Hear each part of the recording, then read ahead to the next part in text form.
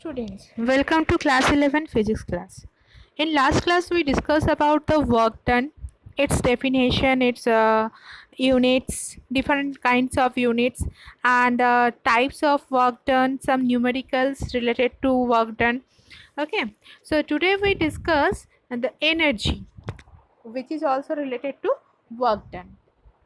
So before we discuss the energy, one main thing that in last class we discussed that if the force is applied on an object, the object will be displaced. But if a constant force is applied on an object, then how can we calculate the work done? Then if we find out the area of that diagram in graphical method, then that means if we choose a small segment of that figure, and so in spots that small segment, we find out the small work done. Then if we summation over the all over the area, that means we find out the area of that curve or that graph, then we can get the work done. But in calculus method, for work done by a variable force, we use the integration sign. Integration means added up, we know this one. So first of all, we find out a small work done dw for a small area, or for a small displacement, not the area, for the small displacement ds, where and we consider for that small segment of that displacement the force is constant. Okay, so when we find out the total work done, so W equals to integration of F into ds. We find out the work done using the integration sign. Now energy. Okay, energy, you also know that the definition, the capacity to do work or the ability to do work, that is called the energy. That means it is related to work done also. How much work can you you can able to do that work, the ability to do work. So how, if amount of work is more, then that means your energy is more. That's why we say that the work done and energy are related to each other.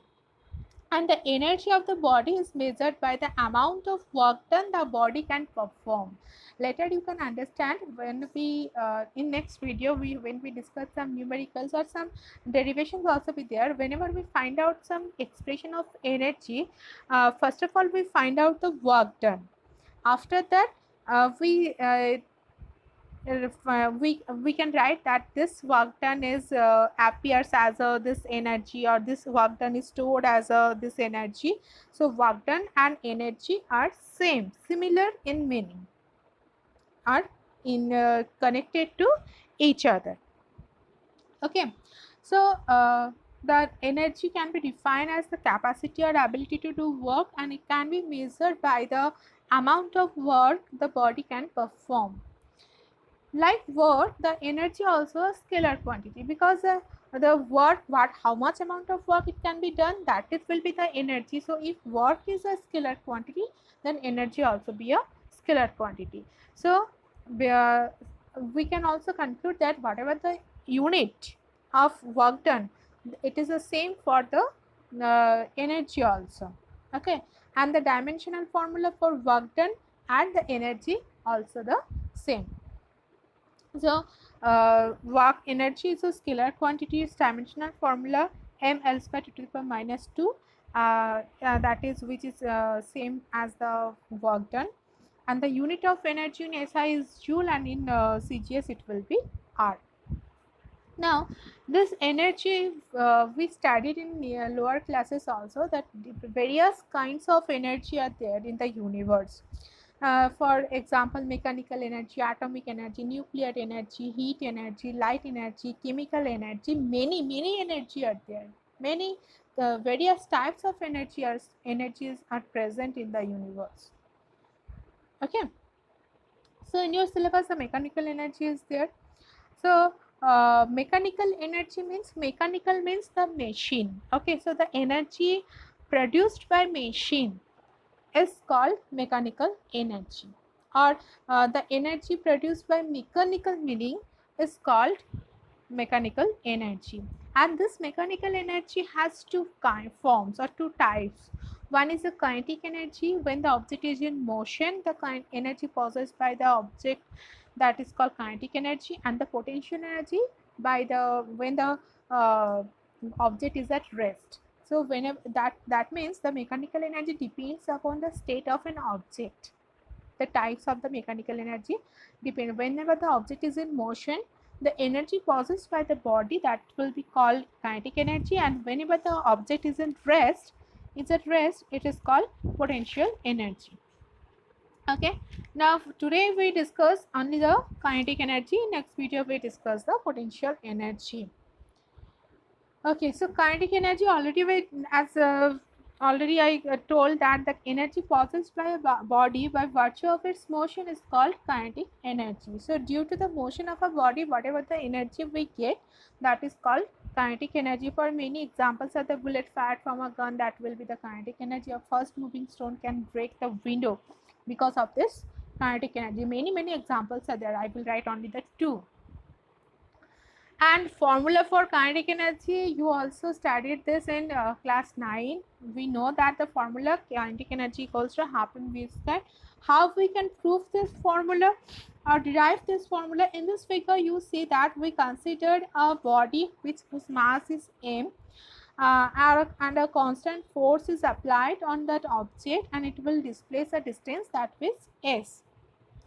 Okay, so initially its velocity is u, which is that means it is at rest, that's why u equals to 0, and final velocity v equals v, and s is the distance covered by the object. So we know that the third equation of motion, v square minus u square, that will is equals to 2as, because when it will be displaced a distance, the acceleration also be produced, because its velocity changes with time, and velocity changes with time, that is called acceleration.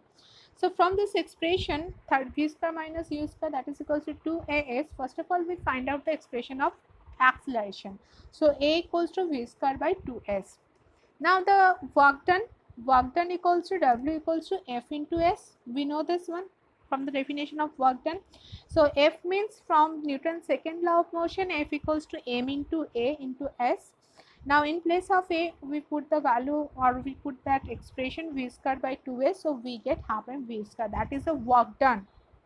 As already I told that whenever we find out any kind of energy, first of all we find out the work done, because the energy definition, capacity or ability to do work.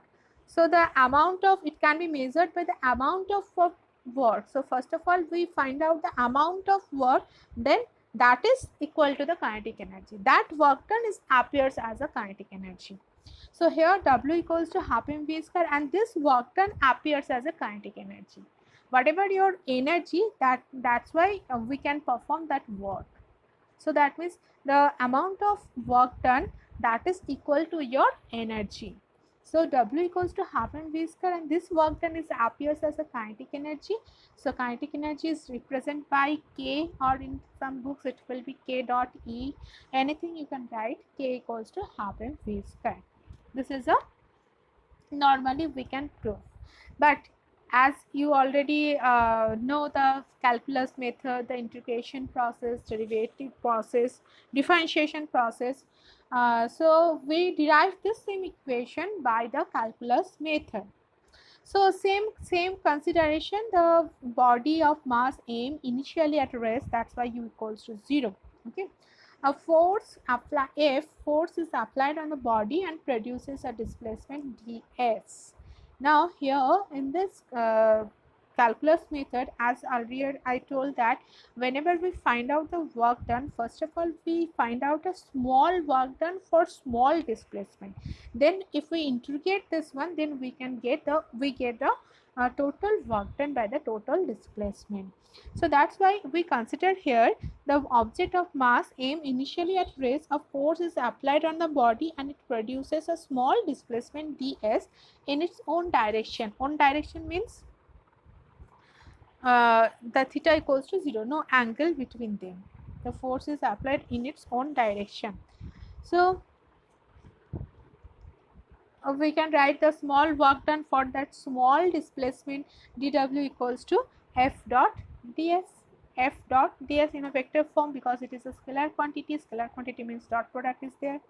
So f dot ds means f ds cos theta. Now because theta equals to 0 degree, so we get f into ds. dw equals to f into ds. That is a small work done for that small displacement which is produced by applying a force f. Now from the Newton's second law of motion, what we can say, f equals to m into a. In an integral method or by calculus method, the acceleration means the rate of change of velocity. So it can be written as dv by dt. So in that expression, in dw equals to f into ds, in place of f we can write m into dv by dt into ds.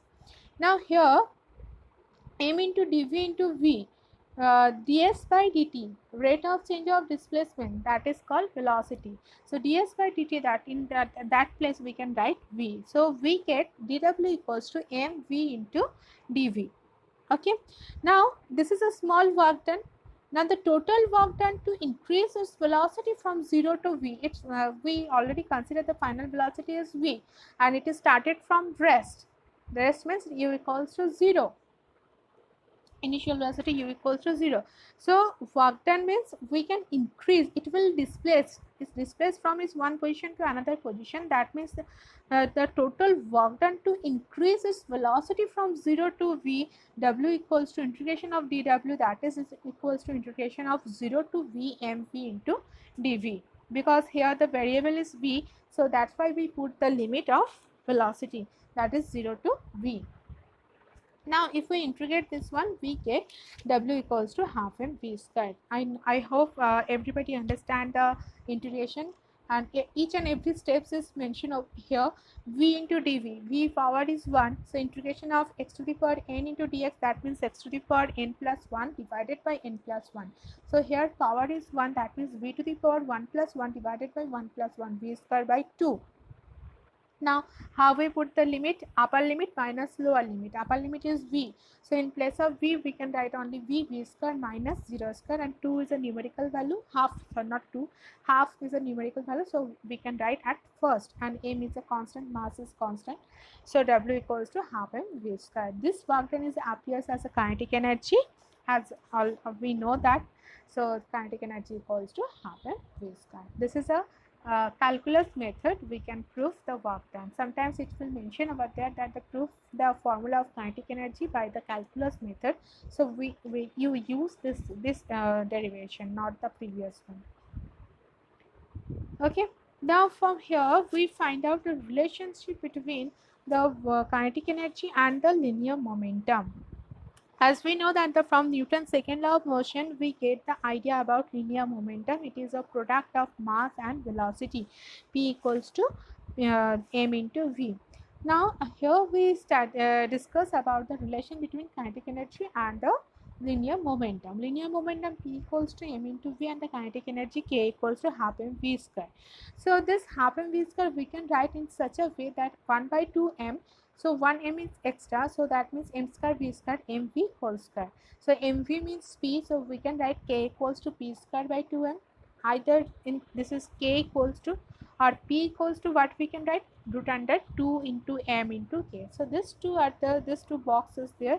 These are the relationship between the kinetic energy and the linear momentum. Any one you can write. K, either you can write k equals to p square by 2m, or you can write p equals to root under 2 into m into k. Now from these two expression we can write, we get the three conclusion. First conclusion, if k is constant, kinetic energy, if k is constant, then what we can write, p square proportional to m or p proportional to root under m.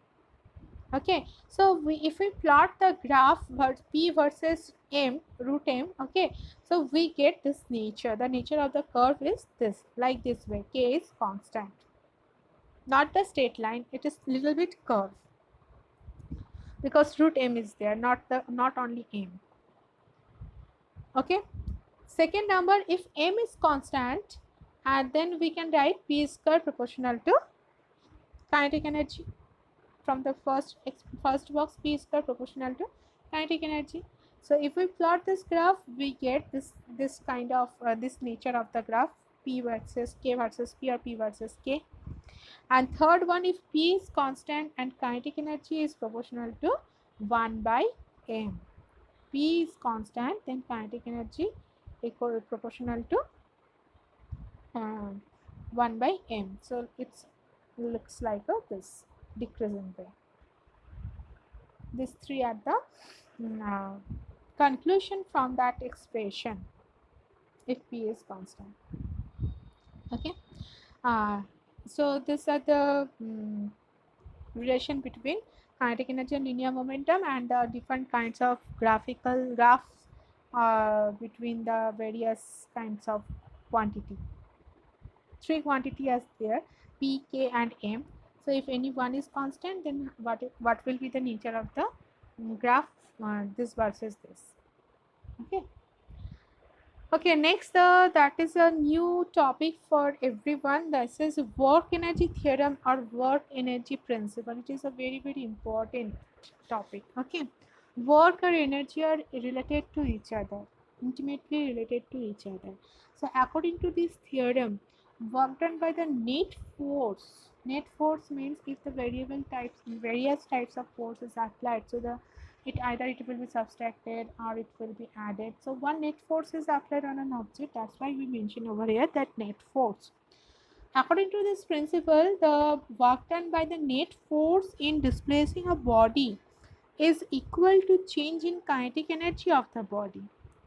The work done, that is equals to change in its kinetic energy.